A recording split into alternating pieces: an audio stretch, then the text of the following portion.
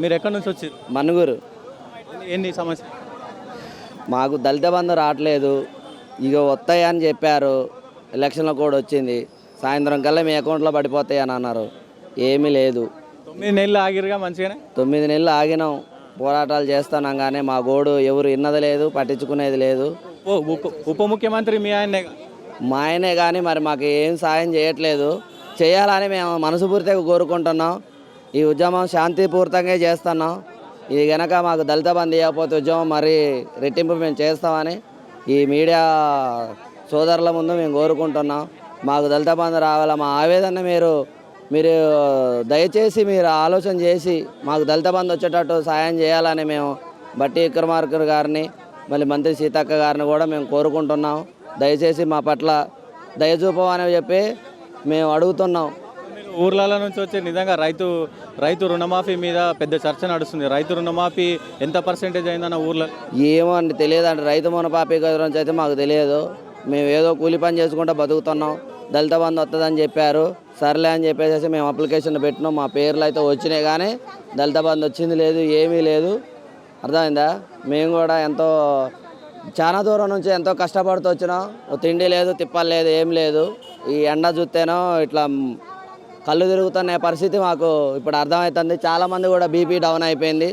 రాత్రి అంతా నిద్ర లేదు మాకు. ట్రైన్లో అంత రష్ ఉంది ఫుల్గా. మాకు ట్రైన్లో నిద్ర లేదు. మా ఆవేదన బట్టి విక్రమార్క గారు, మంత్రి గారు మాకు దయచూసి మాకు దళిత బంధు ఇప్పించగలుగుతారని మేము మనస్ఫూర్తిగా కోరుకుంటున్నాం. సో చెప్పండి అన్న, ప్రజాభవన్ దాకా ఎందుకు వచ్చిన పరిస్థితి? నా పేరు అభిరామ్ అన్న.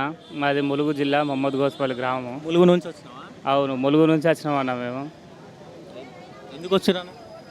దళిత బంధు దరఖాస్తు ఇవ్వడానికి వచ్చినామన్న.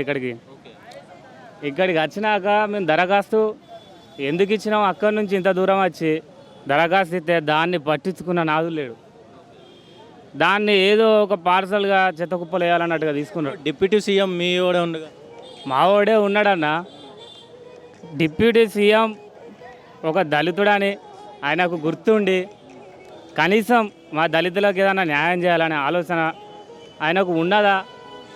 లేదంటే గత ప్రభుత్వం మీద కోపంతో ఆ ప్రభుత్వం ప్రవేశపెట్టిందని దాని మీద కోపంతో మా దళిత బంధును ఆపుతల్లా, లేదంటే ఈ దళితులు ఎప్పటికీ ఇంతే, వీళ్ళు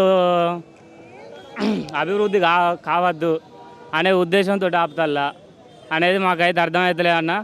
మా జిల్లాల మా ఎస్సీ కార్పొరేషన్ చుట్టూ ఆ ఆఫీసుల పొంటి తిరిగినాం, కలెక్టర్ ఆఫీస్కు తిరిగినాం. ఇక్కడికి వచ్చి తిరుగుడే, తిరిగి అలిసి చచ్చి కూకున్నాం. ఇంకా సంవత్సరాల, నెలల, రోజుల, మరి ఇంకెన్ని రోజులు తిరిగితే మాకు మా దళితుల బాధలు అర్థం చేసుకుంటారో అనేది మాకు అర్థమవుతలేదు. 9 నెలలు మంచిగా ఆగిరు అన్నా. 9 నెలలు బాగానే ఆగిరు అంటున్నా. మేము ఆగడం అంటే ఎక్కడ ఆగలేము అన్న.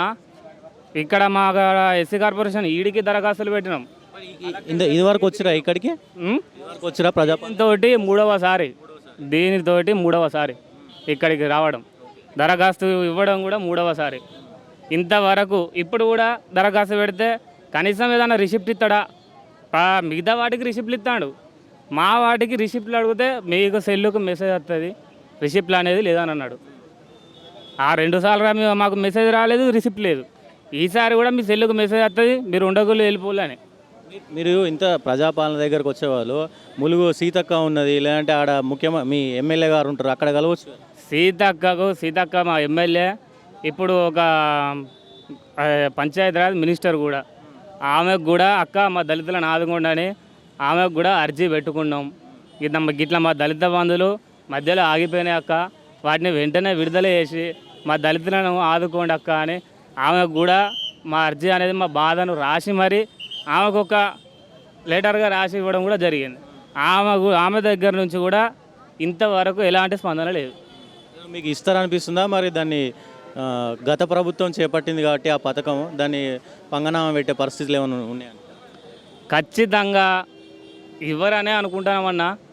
కానీ కాకపోతే వాళ్ళు ఏదైనా వాళ్ళ కొద్దిగా దళితులుగానే ఉండకుండా ఎప్పటికీ వాళ్ళు కూడా అభివృద్ధి చెందాలనే ఆలోచనతోటి వాళ్ళకి ఏదన్నా కొద్దిగా ఆలోచన ఉంటే వాళ్ళు నిజంగా కొద్దిగా ప్రజాపాలన చేస్తామనే చేస్తానం అనే ఆలోచన ఉంటే సో ఎట్లా ఉండబోతుంది ఒకవేళ ఈ ప్రభుత్వం కనుక మీకు దళిత బంధు ఇవ్వకపోతే ఎట్లా ఉండబోతుంది కార్యాచరణ? ఎట్లుంటుంది అన్న కార్యాచరణలో ఖచ్చితంగా మేము నిమగ్నం అయిపోతాము. ఇదే ప్రజాభవన్ ముందు మేము దేనికైనా సిద్ధమవుతాము. మా నుండి ఒక 100 మంది వరకు ఇక్కడ నిరాహార దీక్షలు కూడా చేపట్టడానికి మేము సిద్ధంగా ఉన్నాము. ఇవ్వకపోతే అనే ఆప్షన్ లేదు. ఇవ్వకపోతే ఖచ్చితంగా మేము దాంట్లో ముందుంటాము. ఇవ్వకపోతే మా సత్తా ఏందో మేము కూడా చూపిస్తాము. దళితులం అంటే దరిద్రం కాదు, మేము పుట్టిందే దళితులుగా, కానీ మాలో ఉన్న సత్తా ఏందో మేము చూపిస్తాము. గత ప్రభుత్వం మాకు ఇవ్వడం కోసమే ప్రవేశపెట్టిన దాన్ని ఏదో ఎలక్షన్ కోడ్ రావడం వల్ల అది ఆగిపోయిన తర్వాత సరే ప్రభుత్వం పడిపోయినంత మాత్రాన ఇంకో ప్రభుత్వం అయితే దాన్ని కంటిన్యూ చేయకూడదని ఏం లేదు. దాన్ని కావాలని ఆపినరా లేదు అని అంటే ప్రజాపాలనలో కొంచెం ఒడిదొడుకులు ఉన్నాయి కాబట్టి దాన్ని సరిదిద్దుకున్న తర్వాత ఇద్దామని ఆపినరా మాకు తెలియడం లేదు. ఇప్పటికీ 9 నెలల నుండి మేము అర్జీలు పెట్టుకుంటూనే పోతున్నాం, ఎలాంటి స్పందన లేదు. అందుకే ఈరోజు ఇక్కడ దాకా రావడం జరిగింది. ఎంతమంది వచ్చారన్న? మేము కనీసం ఒక 3,000 నుండి 4,000 మంది ఈరోజు దరఖాస్తులు పెట్టుకోవడం జరిగిందన్న. ఇంతకుముందు కూడా ఒకసారి వచ్చినాము. అప్పుడు వచ్చినప్పుడు కూడా అంబేద్కర్ దగ్గర మేము కూర్చోవడం జరిగింది. అప్పుడు కూడా ఇక్కడికి వచ్చి బట్టి విక్రమార్క గారికి అప్లికేషన్ పెట్టుకోవడం జరిగింది. ములుగు నుండి మా సీతక్క గారికి ఇవ్వడం జరిగింది. మొన్న పోయిన వారంలో ఇదే ప్రజావాణిలో ఒక 1000 నుండి 1,500 మంది అదే ములుగులో కూడా దరఖాస్తులు పెట్టడం జరిగింది ప్రజావాణిలో. అప్పుడు కూడా ఎలాంటి స్పందన లేదు. అప్పుడు కూడా స్పందన లేకపోవడం వల్లనే ఈరోజు ఇక్కడికి రావడం జరిగింది. ఇప్పుడు కూడా ఎలాంటి స్పందన లేకపోతే ఇంకొక 2 వారాలల్లా ఇదే ప్రజాభవన్ ముందు ఎలాంటి చర్యలు ఉంటారో మీరు చూస్తారు, ఈ ప్రభుత్వం చూస్తుంది. మేము చేసే కార్యాచరణ చాలా దారుణంగా ఉండబోతుంది.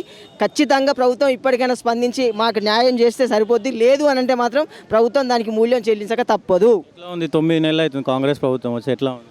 కాంగ్రెస్ ప్రభుత్వం ఎట్లా ఉంది అని అంటే బాగుంటే మేము ఇక్కడ దాకా వచ్చేవాళ్ళం కాదు, బాగా లేదు కాబట్టి మేము ఇక్కడ దాకా వచ్చినాము. ఇంకా అడగాలి. కంచెలు తీసేసారు. మీకు ఈ ఫ్రీడమ్ అన్న ఇంతకుముందు లేదు అని చెప్పి గతంలో కూడా చెప్పిన పరిస్థితి. కంచెలు తీసేసింది వాస్తవమే. ఒకసారి అన్న కెమెరా అడిదిప్పు, కంచెలు అవతలే ఉన్నాం మేము. ఇంకా కంచెలు తీసేసింది వాస్తవమే. కెమెరా ఒకసారి అడిదిప్పు అన్న, మేము ఉన్నది కంచెలు అవతలే.